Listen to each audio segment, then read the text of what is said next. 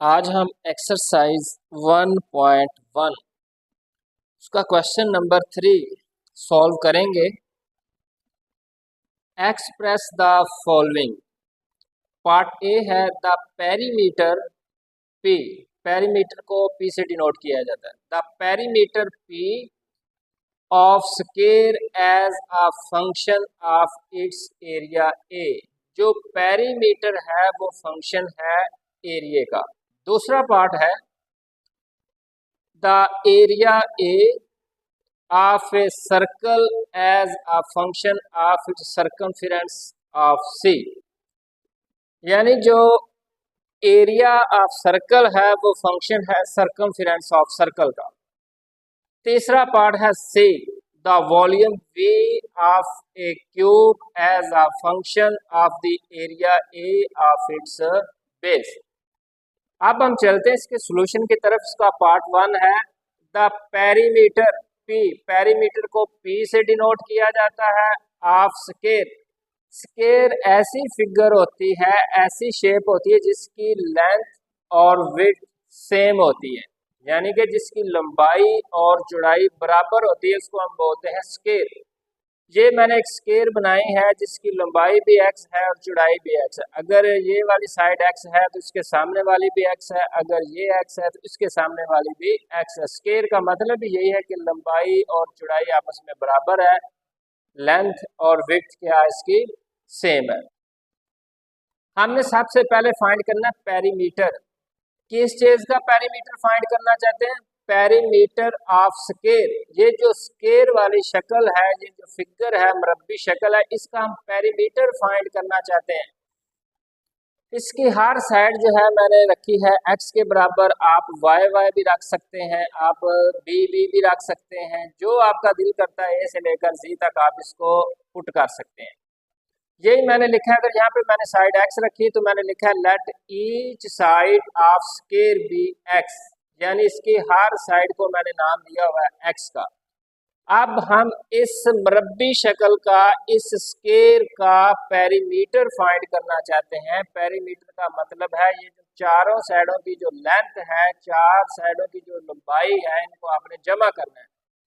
P का मतलब perimeter है, पहले साइड की जो लेंथ है, दूसरे साइड की, तीसरी साइड की और चौथी साइड की, मैंने इसको ऐड किया तो P is equal to 4x आया। यानी कि मुरब्बी शक्ल का स्क्वायर का जो पेरीमीटर होता है वो होता है P is equal to 4x।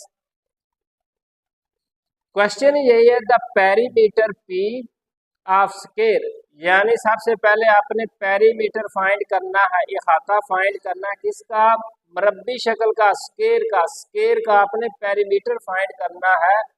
Perimeter को डिफाइन इस तरह किया जाता है, ये जो चारों साइडों की जो लंबाई होती है, इनकी जो लेंथ होती है, इनको आप जमा करें तो वो पेरीमीटर बन जाएगा स्क्वायर का। P is equal to x plus x plus x plus x is equal to 4x।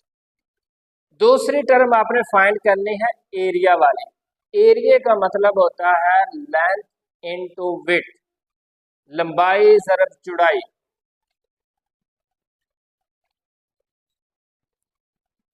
यही मैंने लिखा है a is equal to length into width. Length भी x है और विड्थ भी इसकी x है, तो एरिया हमारे पास आया है x स्क्वायर। जब हम x की वैल्यू को कैलकुलेट करेंगे, अंडर रूट अप्लाई करेंगे लेफ्ट और राइट में, तो आंसर आएगा x is equal to a under root. x की वैल्यू आई है मेरे पास a अंडर रूट। जब आपने पेरीमीटर फाइंड किया था वहां पे ये एक रिजल्ट लिखा हुआ है p is equal to 4x। इस x की जगह पे हम ये वैल्यू रिप्लेस करेंगे a अंडर रूट। जब x की वैल्यू मैंने ये लिखा पुट इन इक्वेशन 1, तो आंसर आएगा p is equal to 4a under root. इसका जो आंसर आया ना, इसको आपने समझना। ये लिखा हुआ है पेरीमीटर और ये लिखा हुआ है एरिया। जैसे आप इस एरिया की वैल्यू चेंज करेंगे, एरिया को चेंज करेंगे, एरिया को बदलेंगे, तो उस हिसाब से पेरीमीटर ऑटोमेटिकली चेंज होना शुरू हो जाएगा। ए की वैल्यू आप चेंज करते जाएं, पी ऑटोमेटिकली चेंज होता जाएगा। यहाँ पे इसका मतलब ये है कि ए जो है, जो एरिया है, वो एक इंडिपेंडेंट वेरिएबल है और जो पेरीमीटर पी है वो डिपेंडेंट वेरिएबल है, क्योंकि इसकी स्टेटमेंट यही कहती है the perimeter P of square as a function of its area. Perimeter function है एरिया का। आपने जब फंक्शन को पढ़ा था, फंक्शन को स्टडी किया था, उसमें दो ही चीजें आपने डिस्कस की थी, एक होता है डिपेंडेंट वेरिएबल और दूसरा होता है इंडिपेंडेंट वेरिएबल। एक आपने पढ़ी थी इनपुट, दूसरी आपने पढ़ी थी आउटपुट, या उसको आपने एक को डोमेन बोला था, दूसरी को रेंज। ये है इंडिपेंडेंट वेरिएबल, ये है डिपेंडेंट वेरिएबल, ये है इनपुट, ये है आउटपुट, ये है डोमेन, ये है रेंज। जैसे जैसे आप ए की वैल्यू को बदलते जाएंगे तो पी की वैल्यू ऑटोमेटिकली बदलती जाएगी। ये जो लिखा हुआ रिलेशन इक्वेशन बनी है P is equal to 4a√, तो इसका मतलब ही यही है, ये जो पेरीमीटर है ये डिपेंड करता है एरिया के ऊपर। पेरीमीटर डिपेंड करता है एरिया के ऊपर। जैसे जैसे आप एरिया को चेंज करते जाएंगे पेरीमीटर ऑटोमेटिकली चेंज होता जाएगा। यही मैंने रिजल्ट लिखा है पेरीमीटर P। पेरीमीटर को हम P से डिनोट करते हैं। Perimeter P of square as a function of its area A। Perimeter को मैंने P लिखा है, एरिया को मैंने A लिखा है। ये एक इंडिपेंडेंट वेरिएबल है और P एक डिपेंडेंट वेरिएबल है। A हमारे पास इनपुट है और P हमारे पास आउटपुट है। इनपुट आप चेंज करते जाएंगे, आउटपुट ऑटोमेटिकली चेंज होती जाएगी। पेरीमीटर जो है वो फंक्शन है एरिया का। अब इसका दूसरा पार्ट है, दूसरे पार्ट के अंदर वो कहता है कि एरिया ऑफ ए सर्कल, यानी एक सर्कल है उसका एरिया भी आपने लिखना है और दूसरा उसका सर्कमफेरेंस भी लिखना है। दायरे की बाउंड्री क्या है, सर्कल की बाउंड्री क्या है। ये मैंने एक सर्कल बनाया है जिसका रेडियस मैंने रखा है r। Let r be the radius of circle. Then first year के अंदर जब आप लोगों ने ट्रिग्नोमेट्री पढ़ी थी वहां पे एक फॉर्मूला पढ़ा था, area of circle is equal to pi are square. Area का फॉर्मूला क्या होता है सर्कल का, जब आप एरिया फाइंड करते हैं A is equal to pi are square. इसको मैंने इक्वेशन नंबर 1 का नाम दे दिया। फिर दूसरी एक टर्म आपने पढ़ी थी circumference, circumference of any circle. Circumference को C से डिनोट करते हैं, एरिया को A से डिनोट करते हैं और पेरीमीटर को P से मैंने यहाँ पे लिखा हुआ है। सर्कमफेरेंस ऑफ सर्कल का फार्मूला होता है C is equal to 2 pi R। यहाँ से मैंने R की वैल्यू कैलकुलेट की है तो वो बनी है C/2 पाई। इसको मैंने पुट किया इक्वेशन नंबर 1 के अंदर, जो R लिखा हुआ है वहां पे मैं रिप्लेस करूंगा C/2 पाई। जैसे मैं यहाँ पे रिप्लेस करूंगा तो मेरे पास जो इसका रिजल्ट है वो बनेगा A is equal to pi into C/2 pi square. जब आप इसका स्केयर ओपन करेंगे C स्केयर, 2 का स्केयर बनेगा 4 और पाई स्केयर, पाई से pi cancel, C square over 4 पाई। आपको पता पाई एक कांस्टेंट है, इसकी वैल्यू 3.14 हमारे पास होती है। लेकिन ये जो सर्कमफेरेंस ऑफ सर्कल है इसकी हमारे पास कोई वैल्यू नहीं है, ये पाई एक कांस्टेंट है। जैसे जैसे आप सर्कमफेरेंस को चेंज करते जाएंगे उसका एरिया भी चेंज होता जाएगा। आप C की वैल्यू को चेंज करेंगे, A ऑटोमेटिकली चेंज होगा। यहाँ पे C एक इंडिपेंडेंट वेरिएबल है और A डिपेंडेंट वेरिएबल है। C इनपुट है और A आउटपुट है, या हम इसको बोलते हैं C डोमेन है और A रेंज है। जैसे जैसे आप सर्कमफेरेंस को चेंज करते जाएंगे तो एरिया ऑटोमेटिकली चेंज होता जाएगा। इसीलिए इसका रिजल्ट मैंने लिखा है the area A of a circle as a function of its circumference C A is equal to C square over 4 pi. का मतलब ही यही है कि अगर आप C की वैल्यू को चेंज करते जाएंगे तो एरिया ऑटोमेटिकली चेंज होता जाएगा। इसका तीसरा पार्ट है the volume V of a cube as a function of the area A of its base. ये जो वॉल्यूम है, वॉल्यूम को डिनोट किया जाता है V से, एरिया को A से, पेरीमीटर को P से, सर्कमफेरेंस ऑफ सर्कल को C से। वॉल्यूम जो है ना V, वो फंक्शन है एरिया का। अब आपने ये साबित करना है। तीसरा इसका पार्ट है, यहाँ पे मैंने एक क्यूब बनाया है, क्यूबिक। ये जो क्यूब है 3D, ये ऐसी शेप होती है जिसकी लेंथ, विड्थ और हाइट होती है। इसकी लेंथ विड्थ हाइट मैंने रखी है x, तो मैंने लिखा है यही let each side of cube, ये जो है इसकी लेंथ विड्थ हाइट हर साइड को मैंने x की इक्वल लिखा है, तो आप लिखेंगे let each side of cube be x। अगर आपने y लिखा है तो फिर आप लिखेंगे let each side of cube be y, या अल्फा या थीटा, जो भी आप लेट करना चाहते हैं। मैंने तो x किया है। Let each side of cube be x, then volume का फार्मूला होता है लेंथ विड्थ इनटू हाइट। इसकी लेंथ भी x है, विड्थ भी x है और हाइट भी x है, तो ये बनेगा x पावर 3। इसको मैंने नाम दे दिया क्वेश्चन नंबर 1 का। तीसरे पार्ट के अंदर एक तो आपने वॉल्यूम को डिस्कस करना था और दूसरी टर्म थी, दूसरी जो चीज आपने फाइंड करनी है वो है एरिया। एरिया का मतलब होता है लंबाई ज़रब चौड़ाई, यानी लेंथ इनटू विड्थ। मैंने ये लिखा है is equal to length into width. Length भी x है, विड्थ भी x है, तो a is equal to x square. जब आप अंडर रूट अप्लाई करेंगे तो x की वैल्यू निकल आएगी a अंडर रूट। इस x की वैल्यू को उठा के आपने इक्वेशन नंबर 1 के अंदर पुट करना है। देन मेरे पास जो रिजल्ट बनेगा वो है v is equal to a under root power 3, या आप 1/2 को 3 से मल्टीप्लाई करेंगे तो वो 3/2 लिखा जाएगा। अगर आप गौर करें तो v is equal to a power 3/2। a का मतलब एरिया है, v का मतलब वॉल्यूम है, यानी कि जो वॉल्यूम है वो डिपेंड करता है एरिया के ऊपर।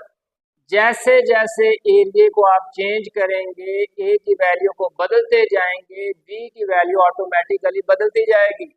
हमने फंक्शन की जब डेफिनेशन पढ़ी तो उसमें एक चीज पढ़ी थी डोमेन, दूसरी थी रेंज, एक था इंडिपेंडेंट वेरिएबल, दूसरा था डिपेंडेंट वेरिएबल, एक थी इनपुट और दूसरी थी आउटपुट। यहाँ पे ए को आप इनपुट बोलें, डोमेन बोलें, इंडिपेंडेंट वेरिएबल बोलें, ये जो वी है ये रेंज है, ये आउटपुट है, ये डिपेंडेंट वेरिएबल है। ए की वैल्यू आप अपनी मर्जी से बदलेंगे, जो आपका दिल करता है, जो आप पुट करेंगे उसके हिसाब से वी ऑटोमेटिकली चेंज होता जाएगा। इसीलिए इसका रिजल्ट बनता है कि volume v of a cube as a function of the area a of its base. ये जो वॉल्यूम है ये फंक्शन है एरिया का। जब आपने फंक्शन की डेफिनेशन पढ़ी थी उसमें आपने लिखा था y is equal to f of x. F of x यानी x एक इंडिपेंडेंट वेरिएबल है, ये डोमेन है, या इसको इनपुट कहा जाता है। फंक्शन की जो नोटेशन आपने लिखी थी y is equal to f of x, उसके अंदर एक चीज इंडिपेंडेंट होती है, दूसरी डिपेंडेंट होती है, एक इनपुट होती है, दूसरी आउटपुट होती है, एक डोमेन होती है, दूसरी रेंज होती है। नेक्स्ट क्वेश्चन नंबर 5 है, गिवन फंक्शन हमारे पास है x cube minus a x square plus b x plus 1। if f of 2 is equal to -3 and f of -1 is equal to 0, find the values of a and b। Question number 5 ये कहता है कि function given है और f of 2 की value -3 है, f of -1 is equal to 0 है। आपने a और b की वैल्यू को कैलकुलेट करना है। सोल्यूशन, गिवन फंक्शन मैंने लिखा है f of 2 is equal to -3 given है, मैंने ये लिख दिया f of -1 is equal to 0। आप गौर करें, जब आपने फंक्शन को पढ़ा था पहले लेक्चर के अंदर, दूसरे के अंदर ये लिखा हुआ f of x, यहाँ पे जो x है इसका मतलब है डोमेन, इस x का मतलब है इनपुट, इस x का मतलब है इंडिपेंडेंट वेरिएबल।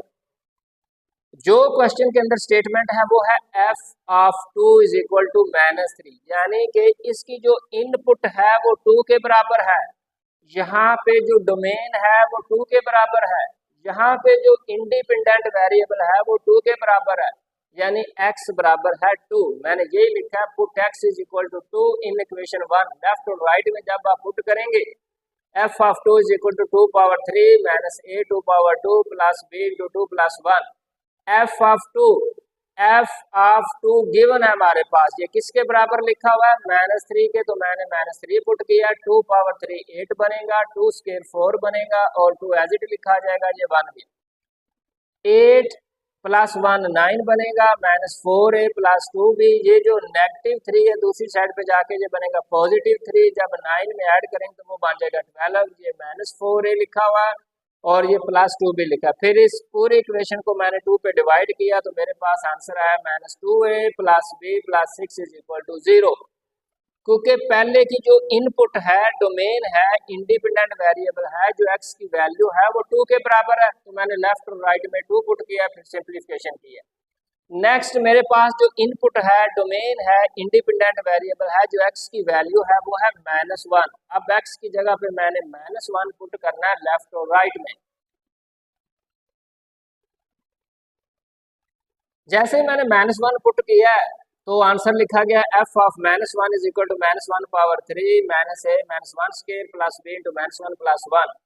-1 पावर 3 -1 का स्क्वायर बनेगा +1, +1 को जब -a से मल्टीप्लाई करेंगे तो -a लिखा जाएगा, ये -b बनेगा और ये +1 है, +1 और -1 कैंसल, और f ऑफ -1 किसके बराबर है? क्वेश्चन के अंदर यही लिखा हुआ है कि f ऑफ -1 = 0, इसकी वैल्यू 0 के बराबर है। मैंने लिखा 0 = -a -b। यहाँ से आप a की वैल्यू को फाइंड करें या b की वैल्यू फाइंड करें, जो आपका दिल करता है। यहाँ से मैंने a की वैल्यू फाइंड की है -b, इसको उठा के मैंने इक्वेशन नंबर 2 के अंदर पुट किया है, यानी कि a = -b मैंने इक्वेशन नंबर 2 में पुट किया है। जहाँ पे a लिखा हुआ है मैंने -b पुट किया है। आप पुट करेंगे -2 -b + b + 6 = 0, plus 2b + b, ये 6 दूसरी साइड पे जाके -6 बनेगा। जब आप ऐड करेंगे 2b + b = 3b = -6, 3 को डिवाइड करेंगे b = -6/3 = -2। b की वैल्यू मेरे पास आई है -2। इस b की वैल्यू को उठा के आप इक्वेशन नंबर 3 में पुट करेंगे, देन आपके पास a की वैल्यू निकल आएगी +2। रिजल्ट क्या निकला है? हमारे पास a की वैल्यू 2 आई है और b की जो वैल्यू है वो आई है -2।